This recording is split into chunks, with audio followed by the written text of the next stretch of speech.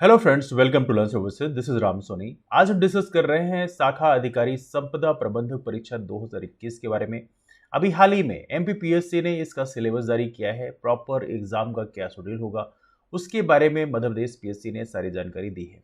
आप इसमें देखेंगे शाखा अधिकारी संपदा प्रबंधक परीक्षा 2021 में ये प्रॉपर एग्जाम का पैटर्न होगा, जिसमें दो पार्ट होंगे, पार्ट ए और पार्ट बी। पार्ट ए का जो पोर्शन है वो जीएस का पोर्शन होगा, पार्ट बी आपका टेक्निकल सब्जेक्ट होगा। अब इसमें देखा जाए तो इस एग्जाम की वैकेंसी क्रिएट हुई थी, जिसकी लास्ट डेट थी 1 मार्च 2022। तो आप लोगों ने ऑलरेडी फॉर्म फिल कर दिया होगा। इसमें जो क्वालिफिकेशन मांगा था वो मांगा था किसी भी संकाय में, किसी भी फील्ड में आपके पास ग्रेजुएशन होना चाहिए और साथ में आपके पास एमबीए की डिग्री होना चाहिए। These two things are quite important. और इसके बाद आप फॉर्म को फिल कर सकते हैं। I am sure form fill कर दिया होगा आप लोगों ने। ना इस एग्जाम की, यदि इस फॉर्म की बात करें, इस एग्जाम कब होगा? ये होगा आपका 6 नवंबर 2022 को। 6 नवंबर 2022 को आपका एग्जाम होने वाला है। आपके पास अभी वैसे देखें तो काफ़ी टाइम है, तो you can literally prepare this exam very well.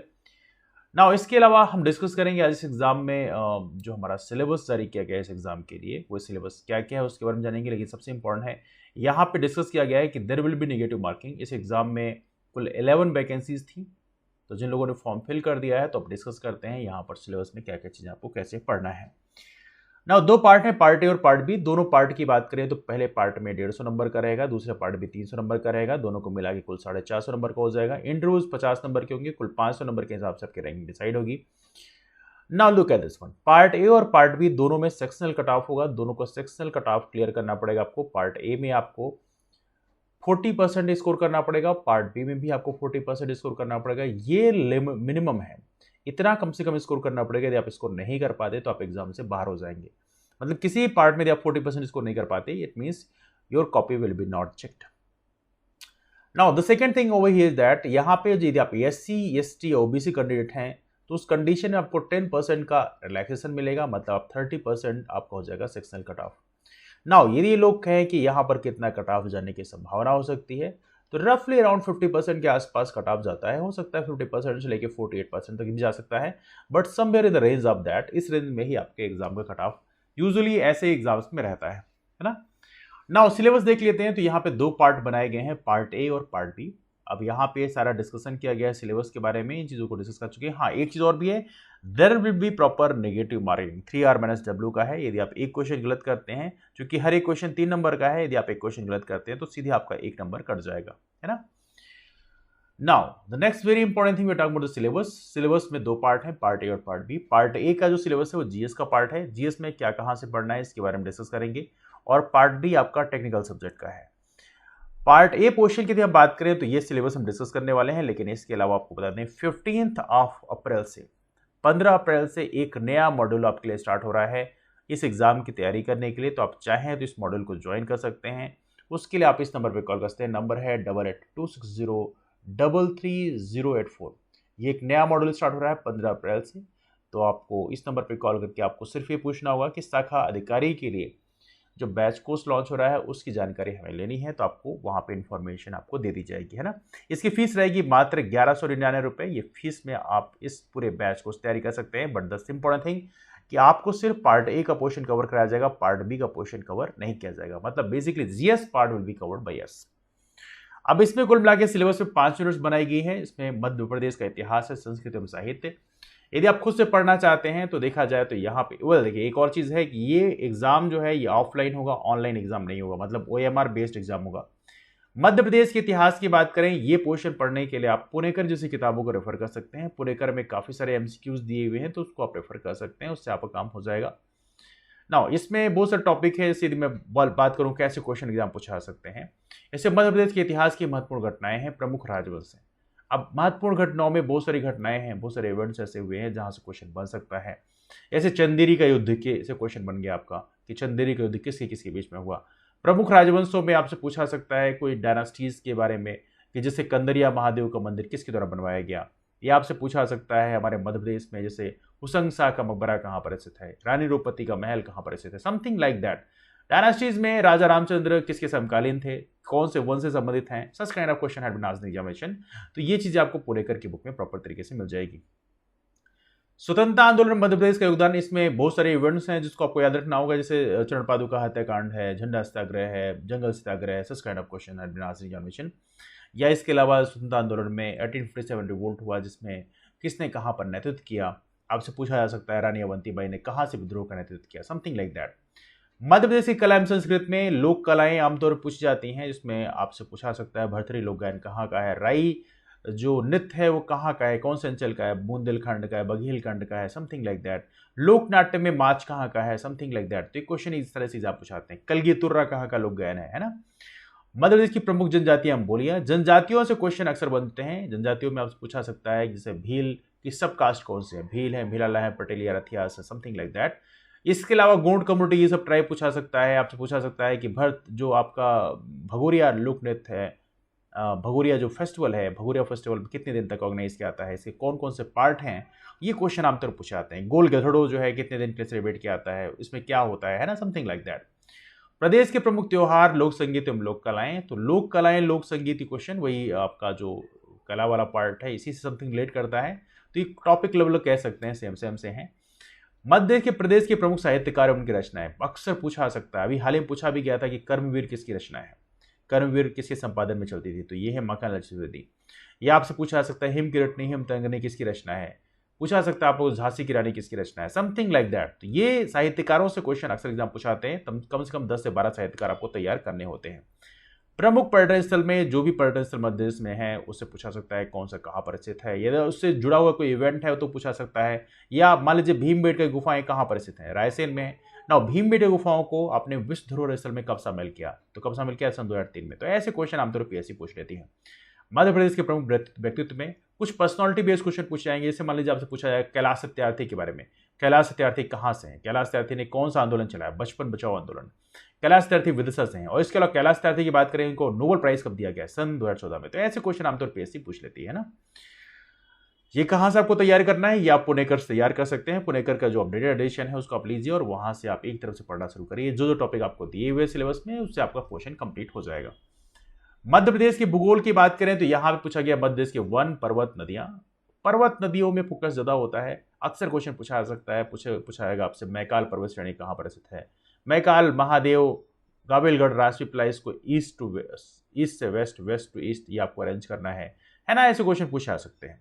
यह आपसे पूछा सकता है कि मैकाल पर्वत जो है ये कहाँ पर स्थित है, कौन से जिले में पड़ेगा, महादेव पर्वत श्रृंखलाएं कहाँ पड़ेंगी, समथिंग लाइक दैट। धूपगढ़ की मध्य प्रदेश से सबसे चोटी कहाँ पे पड़ेगी, ये आपके महादेव पड़ेगी। महादेव रेंज कहाँ पर है, this near by Hoshangabad region. Maikal की बात करें कहाँ पे है, मैकाल आपके अनूपपुर रीजन में है ना, समथिंग लाइक दैट। नदियों में क्वेश्चन पूछे जाते हैं कौन सी नदी का उद्गम कहाँ से होता है। जैसे पूछा जाएगा आपसे क्षिप्रा नदी का उद्गम कहाँ से होता है, काकरी बर्डी कहाँ पर है, तो क्षिप्रा का उद्गम काकरी बर्डी से होता है जो आपके इंदौर में है ना। क्षिप्रा नदी के किनारे आपका उज्जैन स्थित है, महाकाल नगरी है ना। तो ऐसे क्वेश्चन आमतौर पर पीएससी पूछ लेती है। कौन सी नदी किसकी सहायक नदी है, तो क्षिप्रा किसकी सहायक नदी है, चंबल की सहायक नदी है। या किस नदी में कौन सी महत्वपूर्ण प्रोजेक्ट स्थित हैं, something like that they have asked question at the past. Madhya Pradesh की जलवायु की बात करें, कौन जलवायु है, जैसे उष्णकटिबंधीय जलवायु क्या होती है, मध्य प्रदेश की जलवायु उष्णकटिबंधीय यहाँ पे शुष्क जलवायु है ना। तो ये क्वेश्चन पूछा सकता है। मध्य प्रदेश में किस तरह के वन पाए जाते हैं, उष्णकटिबंधीय शुष्क पर्णपाती वन पाए जाते हैं ना, something like that they will ask question. Madhya Pradesh की प्राकृतिक खनिज संसाधन से क्वेश्चन अक्सर पूछाते हैं। पूछ लिया जाएगा आपसे, बताओ चलो कोल की सबसे मोटी परत मध्य प्रदेश में कहाँ पाई जाती है, तो सिंगरौली में 136 मीटर कोल की मोटी लेयर पाई गई है। यह इसके अलावा पूछा सकता है आपसे ये सुहागपुर माइन कहाँ पे है, ये आपके शहडोल में है जहाँ पे कोयला खदान है। इसके अलावा अगर गांव माइन किस लिए फेमस है, तो आपके टंगस्टन के लिए फेमस है, मलाजखंड कॉपर के लिए, भरवेली मैग्नीज के लिए, समथिंग लाइक दैट है ना। ऊर्जा संसाधन में परंपरागत एवं गैर परंपरागत में जो थर्मल पावर प्लांट है, आपसे पूछा जाएगा सन सिंगाजी थर्मल पावर प्लांट कहाँ पे है, चांदनी ताप विद्युत घर कहाँ पे है ना। इसके अलावा गैर परंपरागत में जो सोलर प्लांट है, जैसे अल्ट्रा मेगा सोलर प्लांट अपना रिवाइज स्टार्ट हुआ है 750 मेगावाट का, ये क्वेश्चन पूछा सकता है। एवली 600 मेगावाट का एक तैरता हुआ सोलर प्लांट स्थापित किया जा रहा है ओमकारेश्वर डैम में, वहां से क्वेश्चन आपसे बन सकता है। तो ऐसे क्वेश्चन आमतौर पीएससी पूछती है। या इसके अलावा विंड प्लांट पूछा सकता है, विंड टर्बाइन कहाँ पे स्थित है, समथिंग लाइक दैट। मध्य प्रदेश की प्रमुख सिंचाई एवं विद्युत परियोजनाएं, जितने भी हमारे मध्य प्रदेश के हाइडल पावर प्लांट हैं उसके नए और पुराने नाम दोनों, जैसे संजय सरोवर योजना कहाँ पे है, गांधी सागर परियोजना कहाँ पे है, इंदिरा गांधी परियोजना कहाँ पे स्थित है ना। गांधी सागर के बारे में थोड़ा सा याद रख लीजिए, बिकॉज ये पहली परियोजना है, इसलिए उसके बारे में कई बार पूछा जाता है एग्जाम में थोड़ा डीप में। कई बार उसकी जो कैपेसिटी है वो भी पूछ ली जाती है, थोड़ा सा आपको याद रखना है ना। This is something like that. ये पोर्शन भी आपको पुणेकर में मिल जाएगा, पुणेकर में सारी चीजें आपको मिल जाती है ना। नाउ इसके अलावा मध्य प्रदेश की राजनीति, ओके हाँ, पुणेकर पढ़ते वक्त आपको थोड़ी सी हैवी लगेगा। तो हम लोगों ने अपने सिलेबस में प्रयास किया, अपने जो अपने कोर्स बैच कोर्स लॉन्च किया उसमें प्रयास किया कि चीज़ों को थोड़ी सी सिंपल तरीके से प्रेजेंट किया जाए, तो उससे आपको चीज़ों को याद करने में थोड़ी आसानी होगी। तो आप उसके लिए बैच कोर्स चाहे तो ज्वाइन कर सकते हैं, फीस काफ़ी कम रखी गई है। मध्य प्रदेश की राजनीति और अर्थशास्त्र की बात करें तो यहाँ पे राजनीतिक व्यवस्था है जिसमें राज्यपाल, मंत्रिमंडल, विधानसभा। इसको पढ़ने के लिए बेस्ट किताब है आपकी लक्ष्मीकांत। लक्ष्मीकांत आपको पूरी किताब नहीं पढ़नी है, सेलेक्टेड टॉपिक जो इसमें दिए हुए हैं वही आप उसे पढ़ सकते हैं।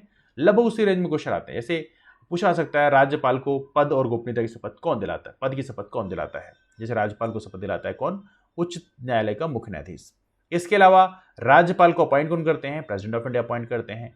मंत्रिमंडल से पूछा सकता है कि हमारे मध्य प्रदेश में जो मंत्रिमंडल है, काउंसिल ऑफ मिनिस्टर है, उसमें पूछा सकता है आपसे कि इसमें मैक्सिमम कितने मंत्री हो सकते हैं।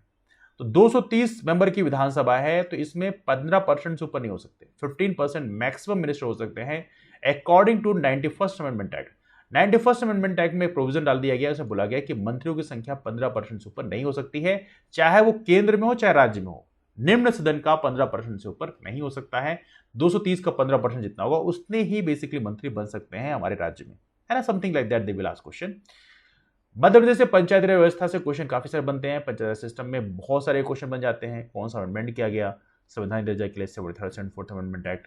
बलवंत राय मेहता कमेटी क्या है, अशोक मेहता कमेटी क्या है, LM सिंघवी कमेटी कौन सी है। तो ऐसे क्वेश्चन आप तो पूछे जाएंगे, उससे जो इंपॉर्टेंट जुड़े प्रोविजंस हैं, दैट्स क्वाइट इंपॉर्टेंट। मध्य प्रदेश की सामाजिक व्यवस्था में जो सोशल स्ट्रक्चर है हमारे मध्य प्रदेश का, उससे क्वेश्चन पूछा सकते हैं। तो सामाजिक व्यवस्था में आमतौर पे इस मल्टीपल टॉपिक जितने भी हमारी गवर्नमेंट स्कीम्स चलाई गई हैं वो भी उसमें कवर हो जाती हैं। जरांकी जनगणना, जरांकी से क्वेश्चन अक्सर पूछाते हैं। जो हमारा सेंसस 2011 वाला हुआ था, उस सेंसस 2011 से जुड़े हुए बहुत सारे क्वेश्चन आते हैं। मध्य प्रदेश की पॉपुलेशन डेंसिटी कितनी है, मध्य प्रदेश में सेक्स रेशियो कहाँ पे कितना है, सबसे कम किस जिले में है, सबसे अधिक किस जिले में है, शेड्यूल ट्राइब का पॉपुलेशन सबसे अधिक कहाँ पे है, सबसे कम कहाँ पे है। Such kind of question have been asked in the examination, तो ये आप तैयार कर सकते हैं। मध्य प्रदेश का आर्थिक विकास, देखिए इकोनॉमिक डेवलपमेंट की बात करें तो ये टॉपिक जो है, हालांकि ये आपका मध्य प्रदेश का जो बजट है और इकोनॉमिक सर्वे, वहां से आप तैयार कर सकते हैं। Budget economic survey is quite important document, तो आपको उसको तैयार करने के लिए उसको पढ़ना पड़ेगा। मध्य प्रदेश के प्रमुख उद्योग, तो ये तो आपको पुणेकर किताब मिल जाएगा। कृषि एवं कृषि आधारित उद्योग में ये भी आपको पुणेकर में मिल जाएगा। उद्योगों में ये क्वेश्चन आजकल बड़ा ट्रेंड में है कि कौन सा इंडस्ट्रियल एरिया कहाँ पे है, ऐसे आपसे पूछा सकता है। आप बताओ चलो, आचारपुरा औद्योगिक क्षेत्र जहां पे आप टेक्सटाइल पार्क स्थापित करने जा रहे थे वो कहां पर है, जैसे भोपाल में है। लेह गढ़वा औद्योगिक क्षेत्र कहां पे है जहां पे टेक्सटाइल पार्क स्थापित करने जा रहे थे, तो वो आपके छिंदवाड़ा में है। तो ऐसे क्वेश्चन आमतौर पे एग्जाम में पूछे जाने की पॉसिबिलिटी ज्यादा होती है, ठीक है। Now let's talk about the next one. इसमें थोड़ी सी आप याद रखिएगा, जो इकोनॉमी वाला पोर्शन होता है मध्य प्रदेश का, उसको पढ़ने के लिए आप करंट अफेयर को भी थोड़ा रिलेट कर सकते हैं, क्योंकि जितनी भी गवर्नमेंट स्कीम्स हमारी है तो वो चीजें वहां पे कवर हो जाती है ना। बाकी जो चीजें सेंसस से जुड़े क्वेश्चन जो है आपको ऑलरेडी पुणेकर मिल जाएंगे। राष्ट्रीय अंतर्राष्ट्रीय मध्य प्रदेश की महत्वपूर्ण समसामयिक घटनाएं। अब देखिए मध्य प्रदेश का जो करंट अफेयर है मोस्टली इसे फोकस रहता है। अब मध्य प्रदेश करंट अफेयर को पढ़ने के लिए कोई मार्केट से आप बुक ले आ लो एक, और वो करीबन 80-90 पेज की होती है, उसको आप पढ़ना शुरू करो। फोकस किसमें होना चाहिए, फोकस होना चाहिए हमारी जो खेल प्रतियोगिताएं हैं, जैसे आपकी एकलव्य जो पुरस्कार है या विक्रम पुरस्कार है, या इसके अलावा हमारा this is what we can talk Vishwamitra Puraskar है। तो ये चीज थोड़े आपको तैयार करना है। पुरस्कार खेल संस्थाएं, जितने भी खेल संस्थाएं मध्य प्रदेश में है वो सारी आपको पता होना चाहिए। टेबल टेनिस एकेडमी कहाँ पे है, टेनिस एकेडमी कहाँ पे है, क्रिकेट एकेडमी कहाँ पे है, ये चीजें आपको तैयार रखनी है। मोस्टली से फोकस ज्यादा होता है, पीएससी में आमतौर क्वेश्चन यहीं से पूछाते हैं, लेकिन इसके अलावा जितनी भी स्कीम्स है मध्य प्रदेश की और केंद्र सरकार की, वो सारी स्कीम आपको तैयार करनी पड़ेगी। चर्चित व्यक्ति एवं स्थान की कोई फेमस पर्सनालिटी भी हुआ है तो वहां से क्वेश्चन बन सकता है, तो आपको ये चीज तैयार करनी है। तो देखिए मध्य देश का करंट अफेयर पढ़ने के लिए कोई भी किताब ले सकते हैं, ढेरों सारी किताबें हैं मार्केट में, कोई भी किताब लेके आ जाओ। लेकिन इसके अलावा यदि आप करंट अफेयर पढ़ना चाहते हैं तो स्पीडी जैसी किताबों को रेफर कर सकते हैं। स्पीडी में एनुअल एडिशन दिया रहता है, पतली सी किताब रहती है, तो वहां से काम चल जाएगा। अदरवाइज कायदे से पढ़ना है तो आप पीडी जैसी किताबों को रेफर कर सकते हैं, जिसे बोलते हैं प्रतियोगिता दर्पण, है ना। इसके अलावा अगला टॉपिक है संचार एवं सूचना प्रौद्योगिकी। देखिए सूचना एवं संचार प्रौद्योगिकी में इलेक्ट्रॉनिक्स है, कंप्यूटर्स है, सूचना एवं संचार प्रौद्योगिकी है। क्वेश्चन जो पूछा आते हैं कुछ ही पूछा सकता है। आपसे भी पूछा गया था कि बताओ इसमें से कौन सी प्राइमरी मेमोरी है, रैम, रोम, है ना, हार्ड डिस्क क्या है ये, है ना। तो ऐसे क्वेश्चन आपसे बन जाते हैं। कंप्यूटर में पूछा जा सकता है एक बाइट में कितने बिट होते हैं, है ना, समथिंग लाइक दैट। एक निबल क्या होता है, निबल क्या होता है, ऐसे क्वेश्चन आप बन जाते हैं। 1 kbps में कितने बाइट्स होते हैं, समथिंग लाइक दैट। तो ऐसे क्वेश्चन बन जाते हैं, तो तैयार करने होंगे। इलेक्ट्रॉनिक्स में पी जंक्शन एन जंक्शन से पूछा जा सकता है ना, तो ऐसे क्वेश्चन आमतौर पर पीएससी पूछती है। रोबोटिक्स में ह्यूमनॉइड जो रोबोट्स हैं वहां से क्वेश्चन बन जाएंगे। आर्टिफिशियल इंटेलिजेंस में जो नए डेवलपमेंट हुए वहां से बन जाएंगे। साइबर सिक्योरिटी में फिशिंग है, विशिंग है, स्मिशिंग है, यहाँ से क्वेश्चन बन जाएंगे। ई गवर्नेंस में इस समय बड़ा फेमस चल रहा है, जितनी भी गवर्नमेंट योजनाएं चल रही हैं, जैसे जनधन आधार योजना, ये सारी चीजें पूछा सकती है आपसे एग्जाम में। जैम मिशन, है ना, something like that. Internet and social websites में जितने भी सोशल वेबसाइट्स हैं वहाँ की जो इंपॉर्टेंट चीज़ें हैं पूछा सकते हैं आप लोगों से।